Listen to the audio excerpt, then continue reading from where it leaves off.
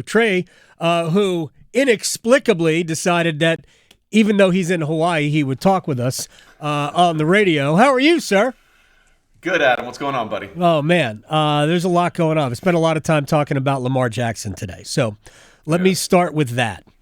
Is there another reason beyond the contract and what he wants that Lamar Jackson hasn't already signed with Baltimore or an offer sheet with another team? Well, I mean, he told the Ravens, on March 2nd that he wanted to be traded. So, listen, there has to be, because I find it comical and laughable that teams like the Commanders and their quarterback options and Arthur Blank and his quarterback options are going so far out of their way to say whatever they can think of that will not only keep Lamar Jackson from being signed, but also, quite frankly, do the bidding of the Baltimore Ravens. Lamar Jackson is 26 years old. He's in his prime. Mm-hmm. He's had an MVP season before. He's led the team to the playoffs multiple times. He's won a playoff game. Yet every other quarterback in the NFL in his situation, whether it's Dak Prescott or anybody you want to talk about, who has had injuries and has had failures in the postseason, has had no problems getting a contract. Yet in a quarterback-starved league, you have someone at 26, and the Tampa Bay Bucs are willing to go down the Baker Mayfield route over Lamar Jackson. Okay, Sam Darnold is going to compete for the starting job in San Francisco, according to the front office. Give me a break. Give me a break. You can't pretend like you think we can believe this. Right. Here's where I am, because the contract he's demanding is... Well, hold on. Here's the other thing, though, real quickly, right? Yeah. To have a contract demand, someone's actually going to have to talk to Lamar. No one's even talking to him. They're not even having a conversation. So how can you even make some sort of observation about a contract demand if you're not talking to the dude? Well, hasn't he sort of made it... first of all, I believe that Lamar Jackson wants the Deshaun Watson contract because it's already out there. So if that's the starting point, I understand why the rest of the league, because nobody's friends with Jimmy Haslam now, I understand why the rest of the league doesn't want to do this. And they hide behind, we want to win, but you have this guy out there who's available for 2 first-round picks if you are willing to do that. Is there anybody that you think would cross that Rubicon and become that team, that owner that will sign him to that contract? And if so, why haven't they? Well, listen, it only takes one. And we've seen it happen time and time again. And it only took one team, Jimmy Haslam and the Browns, to offer up everything that Deshaun Watson wanted, right? But I do find it really interesting that when the Deshaun Watson contract came into fruition about this time last year, it was at the NFL owners meetings, the first person to say how terrible that contract was for the NFL was Ravens owner Steve Bisciotti. Yep. He was the first one. And I would also like to know, okay, how were the Ravens so sure about what the market was going to be for Lamar Jackson? How were they so confident that they knew that no one would be taking a flyer on this guy? Look, no one likes to talk about the C word, collusion, and it's very hard to prove. But are you kidding me? When there's a bidding war for almost everybody else, including a guy who had 25 allegations of sexual assault. 25, not 1, not 2, not 5, 20 plus 5. Yeah. Okay? And somebody was willing to go all in on him. And this guy who's had a demonstrably better career. And I don't want to hear the injury thing either, by the way. The injury thing is so bogus, okay? Joe Burrow got injured, missed a lot of time. He's not having any issues. He runs around a lot. Yep. Dak Prescott has missed significant time twice in his career.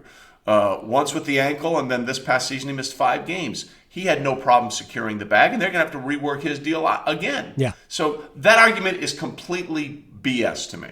And if we're being honest with it, if the Ravens and Lamar were on better standing at the end of this past season, he might have come back and played.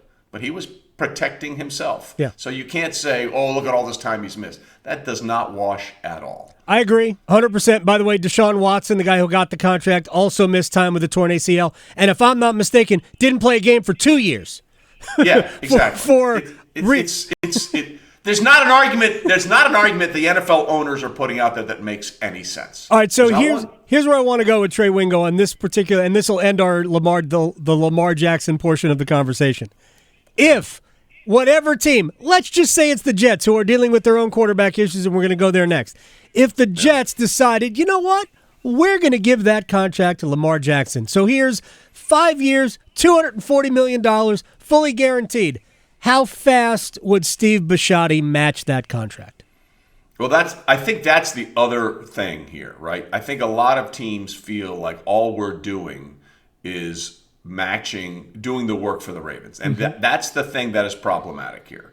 And by the way, we can talk about the Jets because there's no chance they're doing that. There's zero chance they're doing that. Right, I know. But I do think that's an underlying issue that I think is fair. But then come out and say it. Like, don't hide behind all this other crap. You know what I mean? That's what they do. Just say, look, if we make this offer, there's the chance that it doesn't matter anyway because the Ravens are just going to match it. So why are we doing the work for them? That I would respect. That I could say, oh, okay, that makes sense to me. I understand that. But to hide behind all other garbage is just nonsense. I would love to have an owner say, look, nobody wants to give this contract. Nobody wants to be the owner that does what Jimmy Haslam did.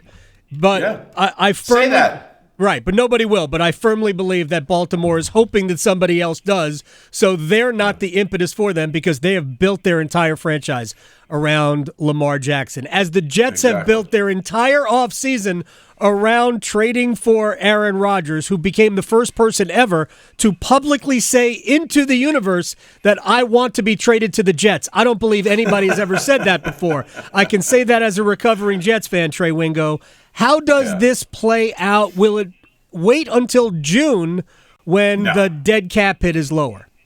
No, it's going to happen because you can designate someone for that way before then. That happens all the time.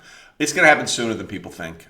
You mentioned Joe Douglas, and he was asked about it at the NFL owners meetings. Would he consider Lamar Jackson? And his answer was very telling. He said, no, we're far too far down the road with Aaron Rodgers to even consider that. Aaron Rodgers is going to be the Jets starting quarterback. And a lot of people say that the Packers have all this leverage. Really? Do they? I don't think so either. Do they really have all this leverage? I mean, they could. You're right. Technically, they could hold out till September if they wanted. How does that help them? How does that help them in any way, shape, or form when every day, every question to every player and every coach and the president, what's going on with Aaron Rodgers? What's going on with Aaron Rodgers? What's going on with Aaron Rodgers? And then you're really going to risk the idea of the Jets saying, well, screw it then. And then you've got a $60 million a dead cap hit the following year? No, you need to mitigate this now, and you need to mitigate it so you can get potential at the draft. It's going to happen. Yeah, but this will be the year. If the Packers drag it out, this will be the year that Rodgers shows up to all the offseason activities just to make it a real problem for Green Bay. And he would do that. Oh, sure. Aaron has become, I don't think people understand just how much he's become like Brett. Like Brett, I mean, this not just following the obvious pattern of going to the Jets, although Favre didn't really want to go to the Jets. He just had to go there first to get back to where he wanted to go. But it's following the same pattern. I use the joke all the time. There is a Crocs store in Times Square, just in case anybody's curious. So you could use that. Feel free to work that in. I will. Is Rodgers still a top, 5-7 quarterback in the league that can take the Jets where they want to be? Well, first of all, last year there was a lot of things that went against him. Obviously, he lost a lot of his weapons. Devontae Adams was gone. It took a while for Watson to find his form. But Aaron Rodgers can still play. There's no question about it. But let's take it one step further. Let's assume that this thing gets done it's going to get done. So when it gets done, let's forget, is he a top 5 quarterback in the NFL? Is he a top 5 quarterback in the AFC? Good point. Here's the way I read the top quarterbacks in the AFC. Patrick Mahomes. Patrick Mahomes on one leg. Joe Burrow. Josh Allen. Justin Herbert. Trevor Lawrence. Aaron might be the 5th best quarterback in the AFC. the fifth best quarterback in the AFC and maybe the second best quarterback in his own division. How about Russell Wilson with Sean Peyton in Denver? Yeah. I loved what Sean said at the NFL owners meetings about last year's film. He said it was hard to watch. Oh, wow. Sean, if anyone can fix it, Sean can fix it. But Russell needs to fix himself, okay? Like, the thing about Russell and the sacks, that goes back to Seattle. That was a problem they had when he was in Seattle. But, it was working back then, and he had receivers that he knew and trusted.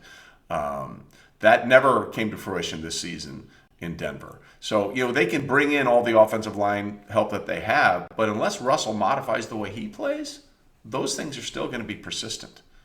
Trey Wingo, before we let you go, a couple of very quick things. First of all, about Russell, how much of that off-the-field drama, have my own office on a separate floor, how much of that matters to this situation? It matters so much that was the first thing Sean Peyton addressed when he took the job. And I think that's all you can say. He said, yeah, we're not doing that anymore. That's not happening anymore. Like, those were one of the first things he said when he took the job and he was asked about it.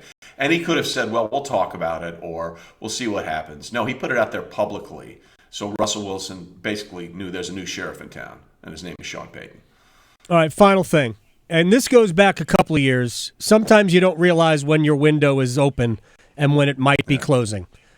The Buffalo Bills were this close to winning the game in Kansas City and getting actually would have only been to the conference finals because that was a quarterfinal game. And to me, Sean McDermott blew it at the end. No question. 13 seconds. 13 seconds. There's no way you can lose that game, and they lost that game. I understand it's Patrick Mahomes. But how much pressure are they under as an organization to do it this year, because it's hard to keep recycling this with the nature of the salary cap in the league? I think you're onto something. In fact, I'm talking about that later today with the folks at Pro Football Network. They're losing parts now, and they still have Josh Allen, and Stephon Diggs is still there. And although I think some of the shine has come off Gabe Davis a little bit, and he's come back to earth a little bit. But I walking into this season, I adamantly believe the Kansas City Chiefs and the Cincinnati Bengals are superior football teams in that conference.